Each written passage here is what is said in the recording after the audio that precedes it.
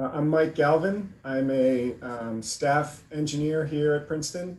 I work mostly on spacecraft projects. I work on some large NASA spacecraft projects, and then I also work a lot. My current obsession is teaching small spacecraft design to our undergrads. Um, but I'm interested in flying things at all altitudes. So outside of work, I'm also really obsessed at the moment with drones, especially first person view drones. And so I'm going to talk today about my first person view drone project.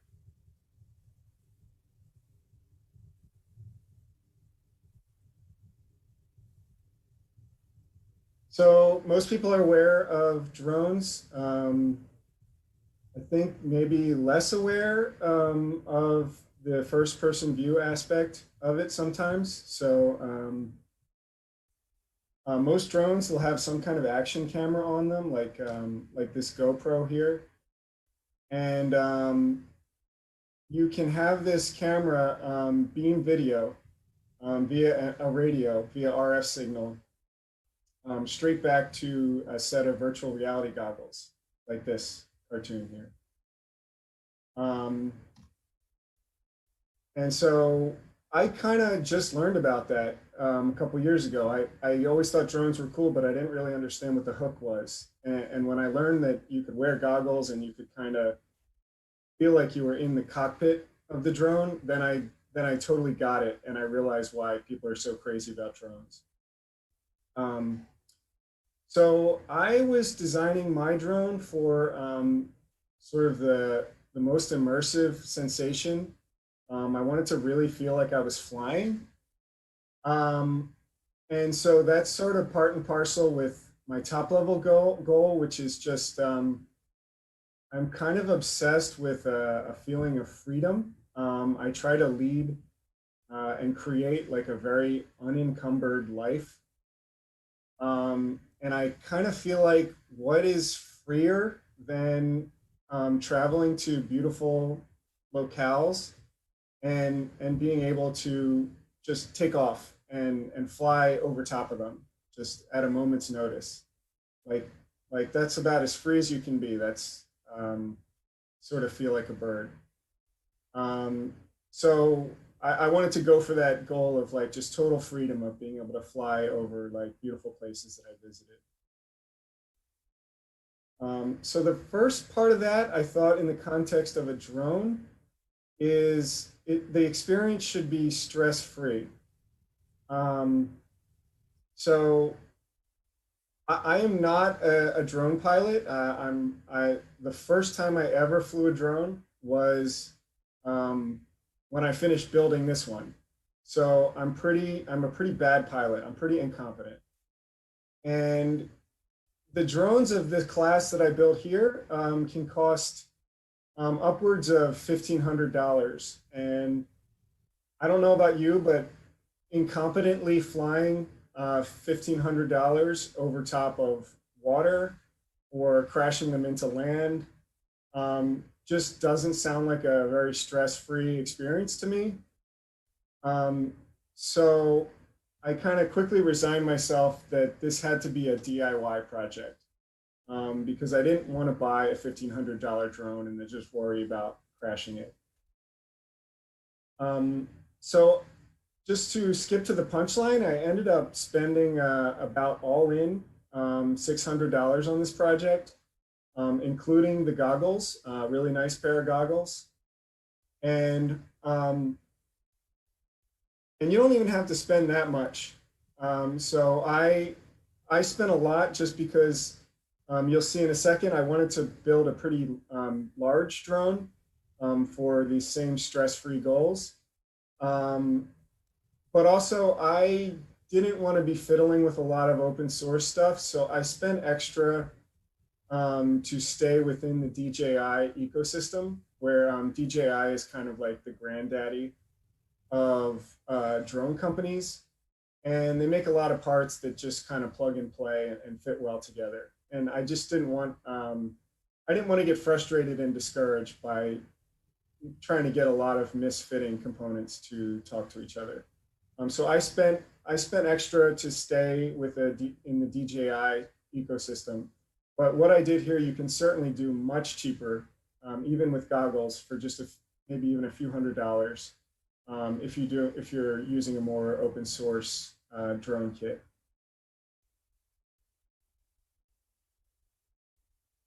So the next goal that I alluded to is I really wanted it to be easy to fly because I'm just not a good pilot and I didn't know what I was doing. Um, so a big part of that is the size of the drone. So drones come in these little like handheld sizes, and on the top there, and then on the bottom, I'm showing this is kind of DJI's flagship drone. It's the Phantom. And some people would say that's a mid-sized drone. I think it's pretty large.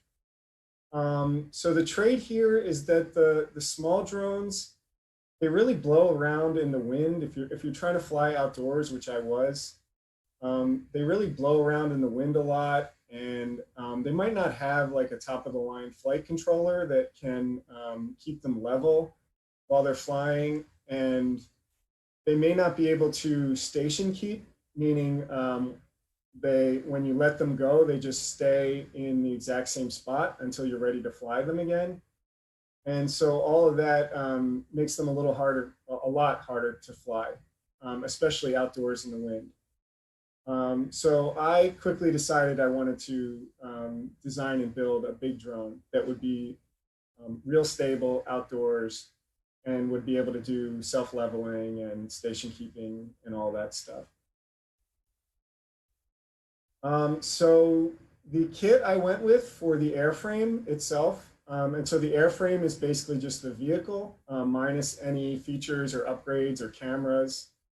The kit I went with for the airframe is this DJI F450. And you can see the kit comes with everything on the left there. And you can buy the kit with a DJI flight controller, which you can see down here small. That's the NASA version 2 flight controller. And that's a really nice flight controller. It's comparable, and really the whole kit is comparable to, it's essentially the skeleton of their Phantom, which is on the bottom here. So the secret sauce here, a real key feature was, I'm circling here, that's a GPS antenna. And that has a few purposes. I mentioned station keeping, meaning if you're flying the drone and you just totally let go of the controller, the GPS will sense where the drone is and it will keep it in that same spot until you grab the controls again and start flying. Another cool thing about the GPS is when you take off, it records the takeoff location. And if you lose the drone, if you lose line of sight to it, or if you lose a radio signal to it, you don't have a radio connection to it anymore, and it's just lost. The drone will detect that it's lost, and it basically flies straight upwards a couple hundred feet so that it doesn't crash into anything. And then it flies itself all the way back to you, and it comes in for a slow landing. And that's all using that GPS antenna. So this was real critical for me. This kind of contributes to the stress-free experience. Okay, so the next challenge with drones is we don't have great, as a species, we don't have very good batteries yet. And drones with the 4 propellers are very power hungry. So you end up having to carry a big battery like this just to carry all this mass, and you're trying to squeeze like maybe 20 minutes of flight out of this battery.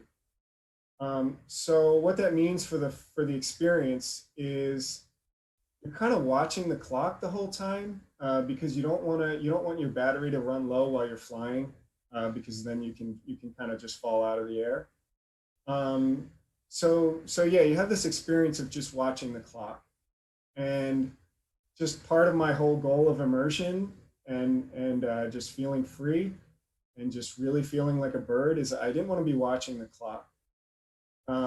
So what that meant for me is I wanted long duration flight, meaning I wanted, and what that means is you want a really lightweight airframe, so that you're not sucking a lot of power to stay aloft. Um, so the first thing on the chopping block to lightweight this whole thing was this giant camera with a stabilizing gimbal beneath it. So this is not my drone here. I'm showing just kind of the normal configuration of the F450. And you usually use the F450 to hang one of these stabilized GoPros underneath it. And that's really good for like cinematic footage that you're going to spend days editing after the fact and put some really nice music to and post a YouTube video for 9 people to watch. Um, but that really wasn't what I was going for. I'm interested in making sort of edited videos of my flights, but it wasn't my top goal. My goal was the live real time FPV experience. And so I could just axe a ton of mass just by getting rid of this whole camera and the stabilizing gimbal for it. So I got rid of that. And then without that camera, I could also get rid of these legs. The whole purpose of those legs is just to clear space underneath the drone for that big camera. And those aren't heavy, but they're kind of bulky, which I'll come back to later. But that was just a little bit of extra mass that I could get rid of. So I ended up with this quite lightweight airframe. Um, and I should pause for a second because I forgot to say it at the beginning. But I think my presentation, I haven't practiced it yet. It might be quite long. So if you have questions, you should type them into the Slack. I'm not going to answer them in real time, but I'll have a Q&A at the end, and I'll try to read through the Slack. So you can just type questions into the Slack as we go. So anyway, I ended up with this really kind of low profile, lightweight airframe, which is what I was going for. But I still needed a camera. I mean, I'd gotten rid of the heavyweight camera, but I still needed a live action camera. And I picked this one, the Cadex Turtle. These Cadex, the cameras are pretty cool because they're sort of dual purpose. They're really tiny and lightweight, but not only do they capture live video, they also have an SD card reader. And so they can still record HD video to do some video editing later. But it's all in this really small form factor, so it doesn't consume all that space and weight on the drone. So this is what that looked like. Down here, you can see the turtle mounted at the front of the drone. And I had to design some extra stuff here just to mount this camera. But you can see it's quite small. Everything's really small here. So this is what all the packaging looked like. And this was all custom designs. And this is a cool plug that I actually, I'm really into rapid prototyping. And part of my job is I help a lot in the studio lab with all the rapid prototyping tools. And this packaging here was a really nice chance to use some of the Studio Lab rapid prototyping tools. So you can see in black, these two parts that I'm pointing to in black. This top part is essentially a roll cage. And that's so every time I crash, which is quite often, I'm not destroying the electronic stack here because that was just agonizing to solder that electronic stack together, and I didn't want to have to ever redo that. So this is basically a roll cage, and I CNC milled that in this with using the Studio Lab CNC out of Delrin plastic. And then similarly, there's a kind of a sled down here that ties everything back to the airframe, and that was also a CNC part from the Studio Lab CNC mill. And then the white camera mount here, that was 3D printed on the Studio Lab Stratasys 3D printer. And I specifically 3D printed that part because in the future, I want to experiment with 3D printing out of elastomer filament, which is often, it's called a TPU filament. And that's used to suppress jitter in the camera. And I'll talk later about why jitter, like, so from getting vibrated, the whole airframe gets vibrated by the propellers, and that can jitter the camera, and it can yield some bad effects on the video. And so if you print this mount out of an elastomer, then that can serve as a jitter damping mount around the camera so that jitter doesn't propagate to the camera. So here's kind of how the whole thing ended up looking with this just really low profile. You know, height-wise, you can see it's very short. You can see the GPS antenna is kind of pointing up out of this frame, but I'll talk about later how that actually folds flat when you want to store the drone. So this, what you're seeing really is the entire profile of the drone.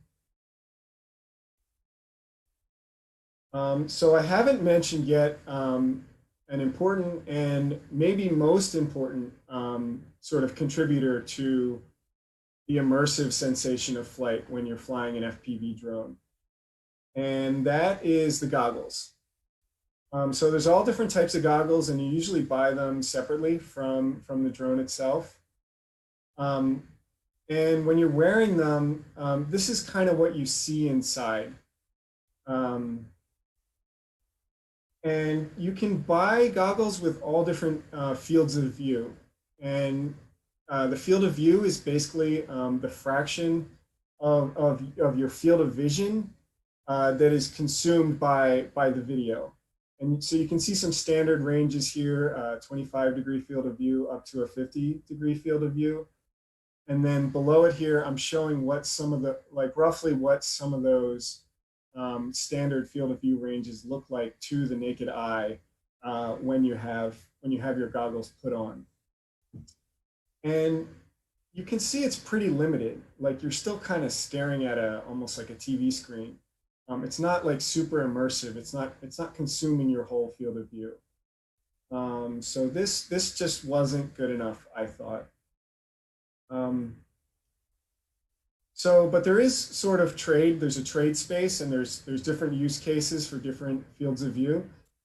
So really popular now is drone racing, what I'm showing on the left here. And that's usually small drones indoors.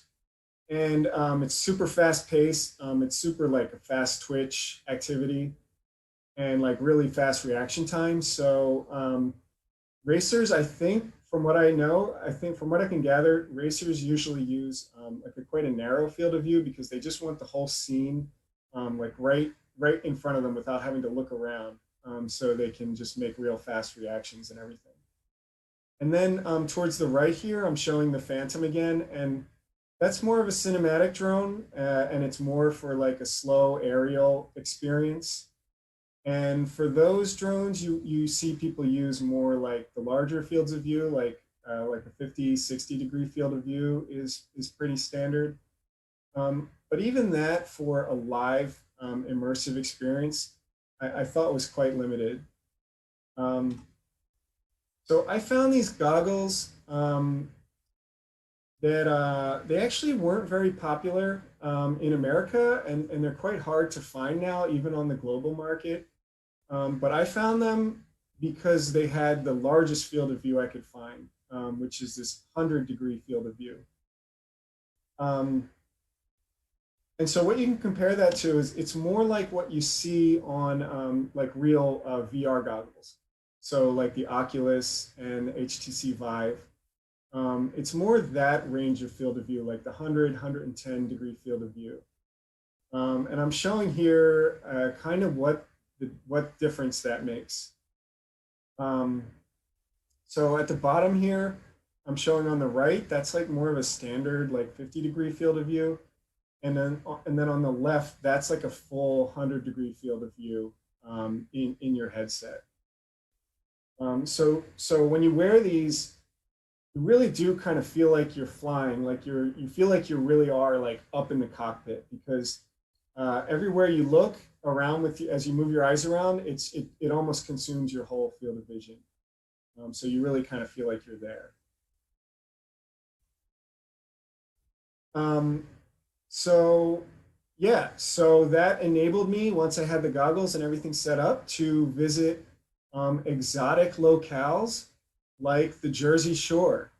Um, so what I'm showing here is probably the best panorama I got while I was on a family vacation at Sea Isle, Townsend's Inlet.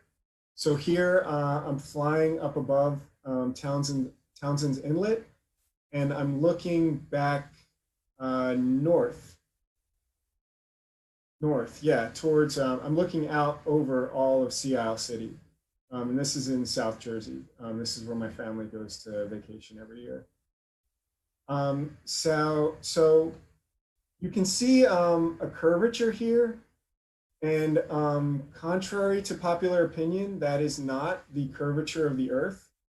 What you're seeing there is just an aberration. It's a fisheye lens effect from these tiny little cameras. They can't fit very aberration-free optics in them, and they want to provide a pretty wide field of view. So they end up having fisheye lenses, and as you're looking, anything in the scene that's kind of off the central bore sight, the central axis of the camera, like the horizon here, it ends up getting kind of distorted with this fisheye effect. And that's kind of a downside for these tiny cameras, but for the live experience, just feeling like you're flying, I didn't really find it super detrimental, and was just more interested in having a tiny camera for lightweight and long duration flight. And then if you are making video out of this, if you're post editing, there's software that will remove this fisheye effect from the footage. So this is the first video. I'll go through a bit of it. And actually, I'll probably show the whole thing, but this is just ascending in Townsend's Inlet. The first time, this is probably the first time I ever flew FPV. And the sound, another part of the immersion is the sound of the propellers. It's really annoying. I'll turn it on for a second so you can hear how annoying it is.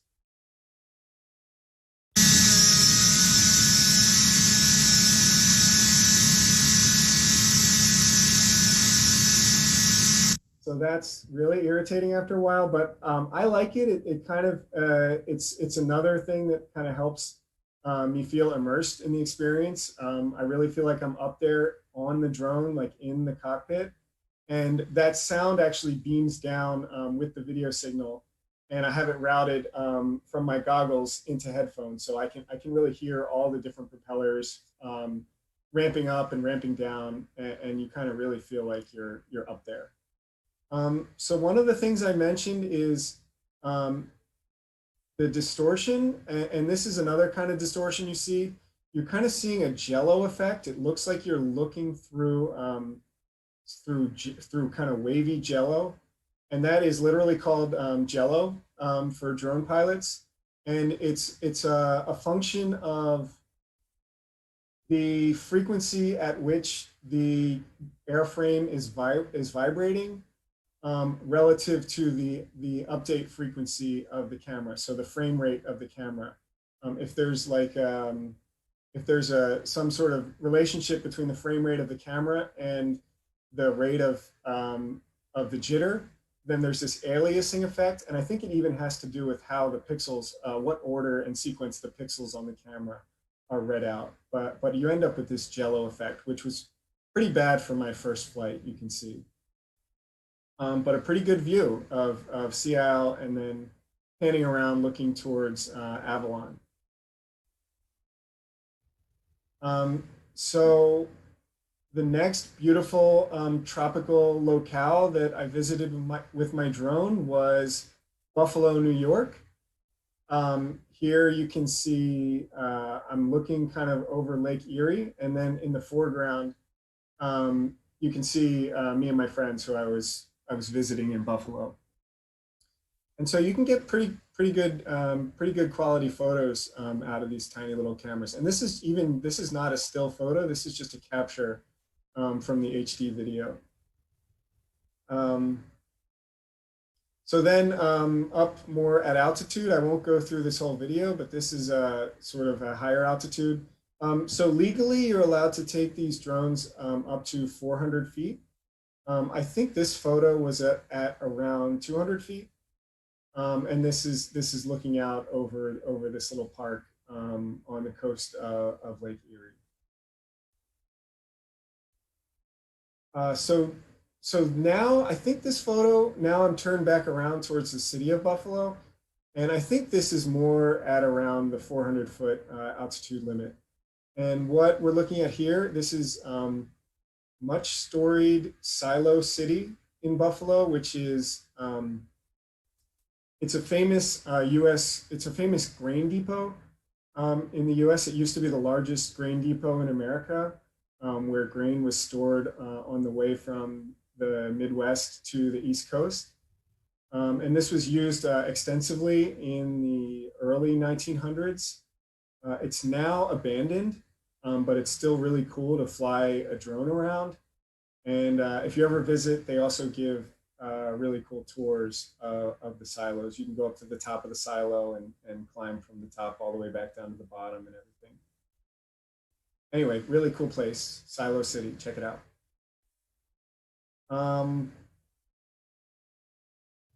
So one sad part here now that I'm still sad about is I have fixed camera pointing. So basically, I feel like I'm sitting in the cockpit, but my cockpit is fixed forward. It's frozen, pointed forward, and I can't really look around without turning the whole vehicle, the whole drone around. I need to turn it left, the whole drone left and right to really look around. So that's sort of sapping the immersion of this experience. And what I really want is I really want, when my head moves, any which way my head moves, I want the camera to move with it. And this is actually a sort of an advanced feature of FPV drones. So this was the next advanced goal of my immersion experience, and that is called head tracking. So yeah, what that means is when you move your head around, the camera moves in synchrony with it. And so to achieve that, you can buy like one of these off-the-shelf head trackers. And this is basically an inertial measurement unit, which is a unit that just senses orientation. And there's one of these, it's an inertial measurement unit is an IMU, and there's one of these IMUs that's on the drone also, and that's what's helping it self-level itself and detect its acceleration and everything. But you can buy another one of these IMUs, and you basically like, you can just like strap it to your head, and you get it to uplink your head's orientation through the radio signal, through your handset's control signal to the camera on board the drone, and have the camera follow your head. But this is kind of a bummer to like strap this thing on your head. It's not very lightweight. It's not very free. Yeah, so that was another big selection criteria for this goggles, which I find insane that these aren't like super popular, because these are one of the increasingly limited sets of goggles that has an integral head tracker in it. So I don't have to strap anything else to my head, which is a big plus. And the way that works up on the drone is I needed to motorize the camera. I needed to give the camera 2 axes of freedom, of motorized rotation. And so I bought one of these off-the-shelf servo motor gimbals. And these are used a lot on like hobby projects and robotics projects and everything. This is just the normal Tower Pro micro servo. And you can mount, because the CADX camera is so small, you can mount it directly to one of these cheapo gimbals rather than buying like a really heavy advanced gimbal like you'd use for a GoPro. And it actually works pretty well. It worked. I was really surprised at how well it worked. And then you can see I have new custom parts here. Again, I have the roll cage. I have a new sled that I also CNC milled in the Studio Lab. And then I have this new mount 3D printed for the camera. The whole thing projects out really far forward, which was kind of a feature because it projects your view further out towards the propellers so that the propellers aren't consuming your field of view as much. Although I personally actually find that kind of cool that you can see the propellers in your field of view. So this is what that looked like when I got it working. And I have to say that once this was working, this was one of the coolest things I've ever seen. I'll show you here.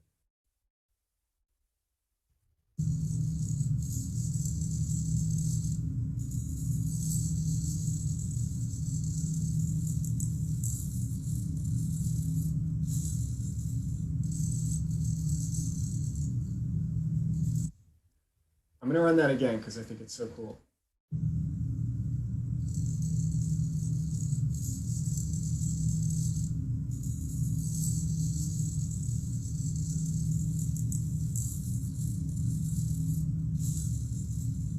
Okay, head tracking. So I'll show you what that looked like when I actually took a head tracked flight. So this is now, I'm flying in Princeton. Princeton actually has kind of a dedicated drone field. It's over at the Washington Road fields where people play softball and stuff. And if you request it on Princeton's drone website, you can go fly over there kind of worry free, and it's a pretty nice field. So I was flying over there, and I'll show you a few steps of this. I'll skip through this video and kind of show some highlights. I will leave the sound off. I'll leave the sound on for a second so you can hear takeoff and head tracking at the beginning, which is pretty cool.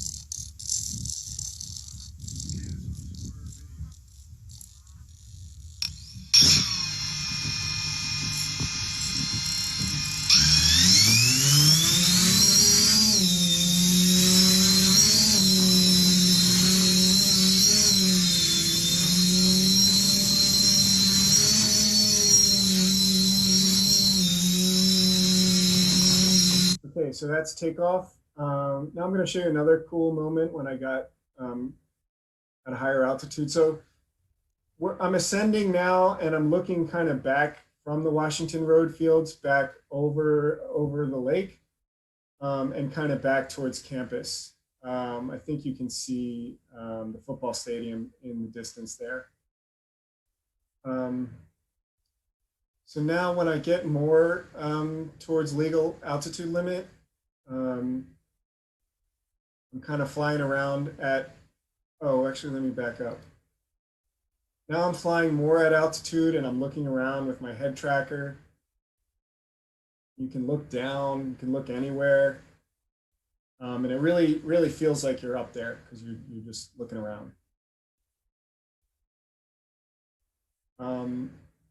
Yeah, so here some birds flew by, and you can see I kind of follow the birds with my head, and that was like proof positive for me that like head tracking was cool. Like someday birds are gonna really fly close, hopefully next time, and I can just really like look at them and follow them, with my line of sight. So that was a cool moment for me to watch the birds fly by. Now later I get, I think to even higher altitude, and I do a full kind of pan around all of Princeton and looking towards Hamilton. Um, Now, because I'm at altitude, the head tracking signal's getting a little spottier. So you can see the motor on board is kind of trying to catch up to my head tracking periodically rather than a smooth signal. And that's just because I'm up pretty high, and I think it's the direction I'm turned in. I just don't have very continuous transmit access to the antenna, but still pretty cool.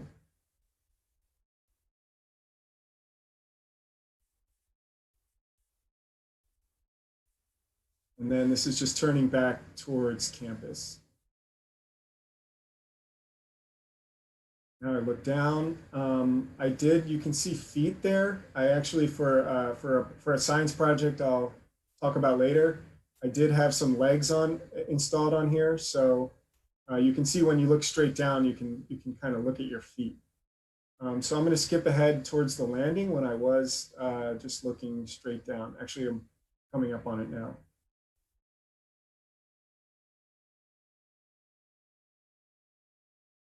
So yeah, now I look just straight down while I'm landing, and you can see at the bottom left there, I'm looking at one of my drone's feet.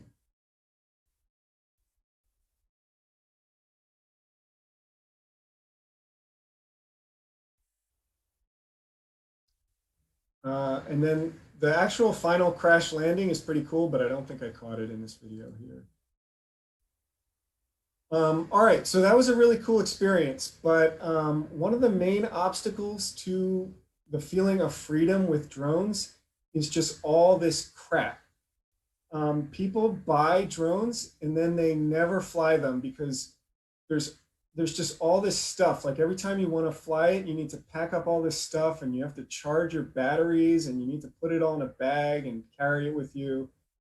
And this stuff just ends up lying around people's homes because it's kind of a whole hassle to get it all together and to charge all your batteries and everything. Um, so this was just another obstacle to my goals of freedom and immersion. So my next crucial immersion goal was for everything to be really portable. I really wanted to have just like a go bag of my stuff everything was just packed up and I could just grab it and go somewhere. I could get on a plane, I could get on a train and just take it with me. So critical to that goal was it had to be sturdy, it had to be very protective, and I really wanted it to be super low profile.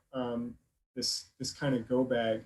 Um, I wanted to be able to fit it underneath an airline seat, such that I could take it on a plane, even just as my personal item, to not even use up a carry-on for it.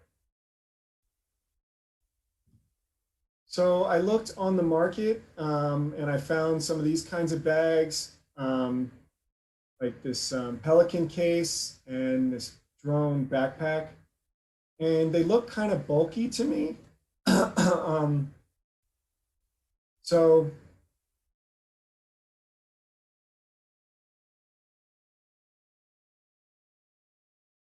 they look pretty bulky. So again, I was stuck, and the backpack doesn't really look super protective to me either.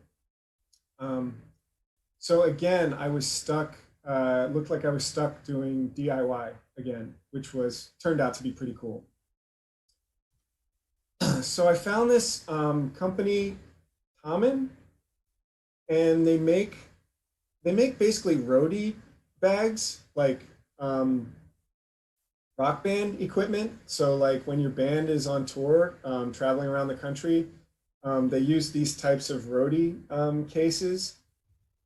Um, but they have this really cool online widget. This is a German company, and they have this really cool online widget where you can just design your own roadie case of any size you want, and they'll build it.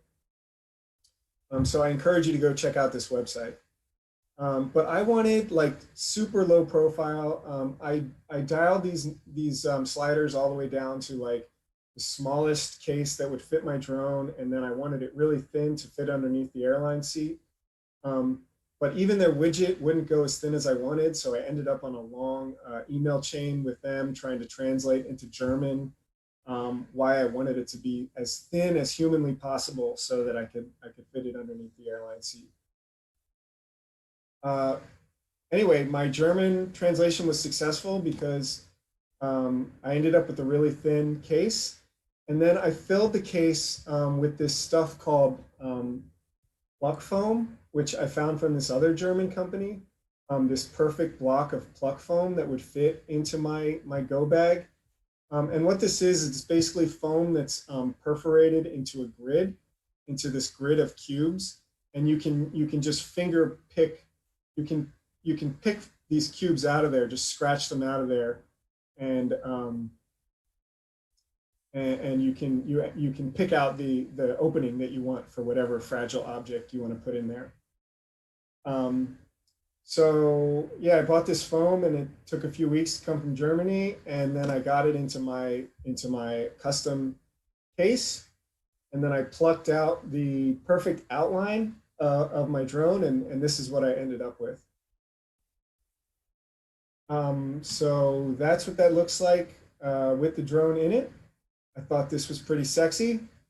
Um, and then another critical thing that I mentioned earlier, um, you can see here the GPS. This was pretty crucial for a low profile. The GPS just folds. It's on a mast, but it folds flat here and right into that opening I have in the pluck foam. Okay, so that took care of my drone. I have my drone in a nice case, and that's ready to go. That's ready to go on the plane. But look, I still have all this other crap that I have to take care of. Um, so the next thing I tried to work on was the batteries. And the batteries you're not allowed to take in your checked baggage because they're pretty high energy and they're explosion risks. So believe it or not, they actually want you to bring the batteries onto your carry-on. They don't want you to stow them into the stowed luggage. So next, this was just another great 3D printing opportunity. I 3D printed this little battery compartment on an Ultimaker 3D printer. This is a Princeton 3D printer that during COVID and I've now found a nice place in my apartment for. So I've been printing a lot of stuff, and this was a battery compartment, and you can see I can stow like a full set of batteries in there. There's a primary battery, a backup battery, and then the bottom, that life battery, is that's the battery for the handset. And there, even in the back, you can't see there. There's a battery for my goggles as well. And so I jammed all the batteries into this little compartment. The moral of this story is there's a lot of energy packed in that compartment. Don't ever sit next to me on a plane because all of this is underneath the seat in front of me. Anyway, so the compartment I just nestled into some of the pluck foam, some of the plucked out foam there. It went in real nice there. And now you can see I've got my batteries stowed in there. And I even got the propellers in there, and I got my battery charger in some open area here. And now I have most of the kit just, in this go bag that's just ready to go. So this is what that ended up looking like. Pretty low profile, coffee mug for scale. Unfortunately, due to COVID, I haven't gotten to take it onto a plane yet, but I think it's going to fit underneath the plane seat. So I'm pretty excited to try that. The case is pretty flashy, so I don't know if the check-in folks are going to believe me that it's just a personal item, but I'm going to give that a try. Okay, but I'm still stuck with my handset and my goggles. I couldn't fit that all in the go bag. Thankfully, I did not have to go the DIY route again for these. I did find a nice off-the-shelf case for these. Really compact. Everything just tucks nicely in there. This is the Turnigy transmitter case with goggle storage, and this really worked out nicely. So that is the whole, that's sort of the whole go bag package here. The suitcase is going to go underneath an airline seat, and then the Turnigy transmitter case. The transmitter and the goggles are, of course, allowed to go into your other luggage. So that bag you can just toss pretty easily into your carry-on or into your stowed luggage. So that was it. I was pretty proud of this. It's got really down low profile, really portable, and now I'm not one of those guys who just has all this drone clutter just sitting in my apartment and just never charging and never flying it. It's all ready to go. And now I someday, after the apocalypse, I can take it to some exotic locales, maybe more beautiful than South Jersey and Buffalo, such as my favorite place here, the Big Island in Hawaii, which you can see has some really cool places to fly a drone. Yeah, someday. So next steps. What I'm going to do with this project next. Take a little break with it, hopefully fly it a bit. But after that, so I was pretty proud of myself here. I thought I really did something here, you know, like relative to the sort of granddaddy of mid-sized drones, which is the DJI Phantom that I'm showing here. I thought I did a really interesting spin on this with you know my low profile, portable, live experience centric form factor and configuration. Um, yeah, I thought I really did something innovative here. Until like I said, I'm not an experienced drone pilot. So it was only after the fact that I realized that I had essentially independently redesigned DJI's Mavic model, which is that's their ultra portable ultra portable configuration. So you can see they made a lot of the same decisions I made, which you know make it really low profile, get rid of the underslung big gimbal camera and put a front-facing low profile camera and just have these short stubby legs. And the battery is just, you can see the batteries on top there on the Mavic. So I guess it was a vote of confidence that I kind of ended up in the same form factor that DJI did. One thing though that I really missed out on that DJI does with the Mavic is the Mavic, its arms totally fold up into this like totally handheld form factor. And when I first started, there wasn't like a really nice DJI ecosystem airframe that folded up like this. I think if I started over again, I've seen more on the market that fold up like this. So if I did this project again, I would try to make a foldable version like this, and like try to get it into like a handbag. What else? So also towards immersion, I want to you always want to get more and more HD higher definition video. So DJI just launched their digital FPV system, which is this combination of camera and goggles. And this is like true HD live video, and the digital signal spread across four antennas that you see on the goggles. That's called like a diversity signal. So you have four redundant signals, and the goggles can pick and choose the best signal. It makes like a really strong signal, so you don't get a lot of static and dropout. And combined with the fact that it's true HD, I think it'll give like an even more immersive experience. You can see that my camera is 720 by 480 live resolution, which is pretty HD, but it's not as good as the DJI digital system. But you can see the camera, the DJI digital camera, It's roughly the same form factor as my CAD-X camera. So you can see this should be a pretty easy retrofit onto my airframe.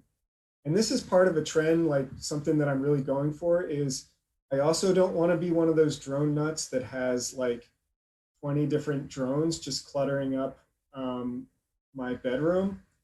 I'm more interested in having one sort of universal airframe and then just having like quick release modules that I can click on and click off of that airframe to do different functions and different use cases. So this might be like I might be able to quick release and quick connect an HD system when I want super HD video, but maybe not head tracking, and then quick release this HD system off and quick connect my head tracking system to go back to that use case. And I'll talk about that in a second also. So another cool upgrade I'm looking into is there's these 3D cameras, 3D drone cameras. And that sort of uses this stereo vision, and you get two different images in your goggles to give you this 3D effect. This isn't super interesting at altitude because when you're at a high altitude, 2D kind of looks the same as 3D.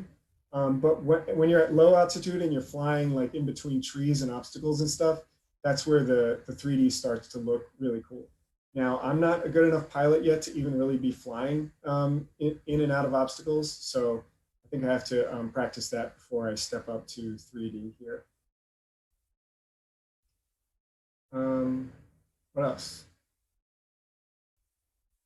Another thing I mentioned just on like the quick connect sort of scheme I was talking about, I've started using my drone for our Princeton SmallSat program. So like I said, I teach spacecraft design, especially design of tiny spacecraft to our undergrad mechanical and aerospace engineers.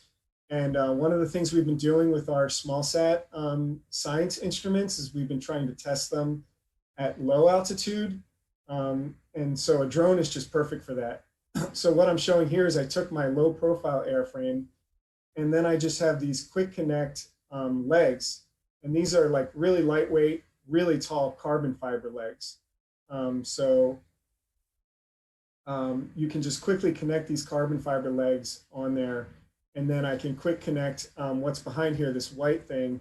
That's one of our small spacecraft instrument payloads. And we can click that on there and fly it up to 400 feet. And it also has a radio that's downlinking science data to another ground station. And we can practice flying it around at altitude and downlinking science data before we want to launch this instrument into like a real Earth orbit. So that's another use case I'm getting excited about. Next, so when you're flying the drone, you can see you're kind of hovering, but you're not really getting like the effect of like really soaring and like traversing the land and just really soaring over the landscape. And so what I want to get into next is model planes, especially FPV planes like this. And so the way that works is you have like a model plane and like here's a little like doll pilot here. You replace the pilot with a similar gimbaled FPV camera. And now you like really have the sensation of piloting a plane. And so I'll show you what that looks like. And you get like not only like the real feeling of soaring, but you also get much more long duration flights. So you're watching the clock less because the model planes are much less, they're much more efficient, they're much less power hungry.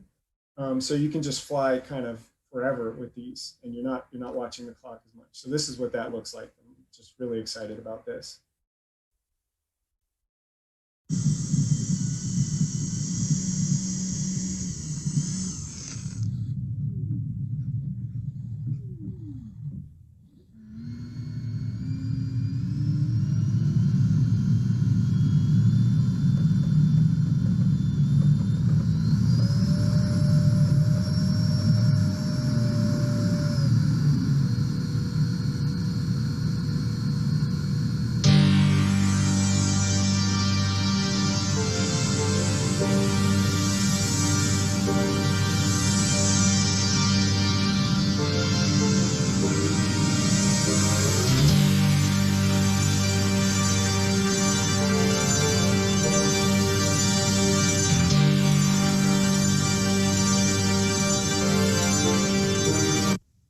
Okay, so you get the idea there.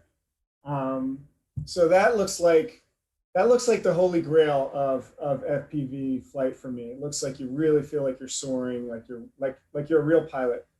The downside of that is it's supposedly really hard to fly these model planes like that. Like it's essentially almost as hard as just flying a real plane. So the stage I'm at with that is I found this flight simulator that um, it specifically simulates flying with a model plane, and you can even use like your drone controller, like the handset here. You can use a normal drone controller to fly this flight simulator. So this is the stage I'm at now, where I'm just trying to do this in my living room. But someday I'll be flying those model planes like that. And I think that is it. So I'll open it up for questions, and I'll try to get through the Zoom questions now also.